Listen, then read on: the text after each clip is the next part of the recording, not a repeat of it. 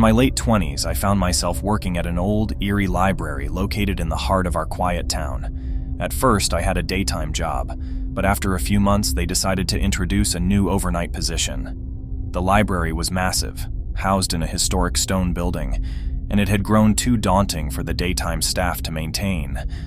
No one was enthusiastic about the overnight shift because it meant being all alone in that cavernous building. Honestly, I was not thrilled about the idea either, but they sweetened the deal by offering an extra $2 per hour for overnight work. At the time, that was a significant bump in my pay, so I reluctantly accepted the position. During the first few months, everything went smoothly. I was essentially doing the same job as I did during the day, restocking and reorganizing books, but it felt like an entirely different world. The best part was that I didn't have to deal with customers. No interruptions, just me, my music, and the vast silent library. However, as time passed, I began to feel increasingly uneasy. It was strange because I expected to become more comfortable with the job over time, not less. The library, though grand and historic, began to creep me out. Some nights I'd glance up from a bookshelf and find myself staring into a vast, dimly lit room with seemingly endless aisles. It felt like a place where anything could be lurking. I'd pull my headphones out to listen, hoping to hear something to break the eerie silence. But the silence itself made me feel even more unsettled. Then, one fateful night, as I was engrossed in my work, listening to my music, I heard it. A faint sound coming from the other side of the vast library. It wasn't a sound from my headphones, it was real, and it gave me pause. I stopped in my tracks, head cocked to the side as my brain registered the unexpected noise. It wasn't clear what it was, but I knew it was there. I cautiously removed my headphones, my heart racing, my ears strained to pick up any sound in the stillness of the library. I was waiting for something to happen, for a follow-up to that mysterious sound, but nothing came.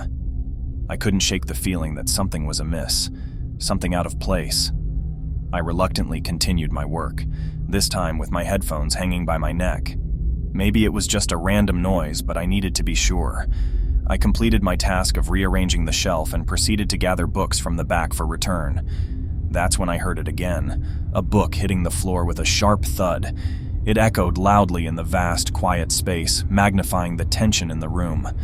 I froze in my tracks, staring in the direction of the sound. In a library full of books, it wasn't far-fetched to think that one might fall off the shelf on its own, but that explanation did little to ease my discomfort. My mind raced as I debated with myself. It could be nothing, just a book falling. Yet, there was an overwhelming sense that something wasn't right. I had that creeping sensation of being watched, a chilling presence in the room. Trying to rationalize my fears, I forced myself to investigate. Slowly, I made my way through the rows of bookshelves, searching each aisle carefully. Finally, I reached the very last aisle, and there was nothing there, no fallen book or any sign of disturbance. My heart pounded in my chest, and I started to make my way back. I needed to get a grip on my irrational fears. But then, as I turned around, my blood ran cold. Someone was standing near the door leading to the back storage room. He was in the far corner, partially concealed, but their intent was clear. He is watching me. Panic surged through my veins, urging me to scream and run, but I resisted. I looked away, making my way back through the aisles, unlocked the front door, and walked out. The door closed behind me, and I broke into a sprint, heading around to the back of the building. I locked myself in my car, shaking uncontrollably, and dialed 911. By the time the police arrived, I was in a state of distress.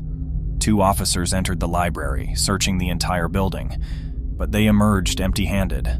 There was no sign of the mysterious intruder. In the following days, my manager conducted a thorough inventory, checking for missing stock, but nothing appeared amiss. It left everyone questioning whether there had been an actual intruder, or if it was some sort of bizarre ploy to get me out of working the night shifts. I knew, though, that I had heard something, and I had seen someone. It wasn't a figment of my imagination, but with no evidence to support my claims, I had no choice but to return to my job.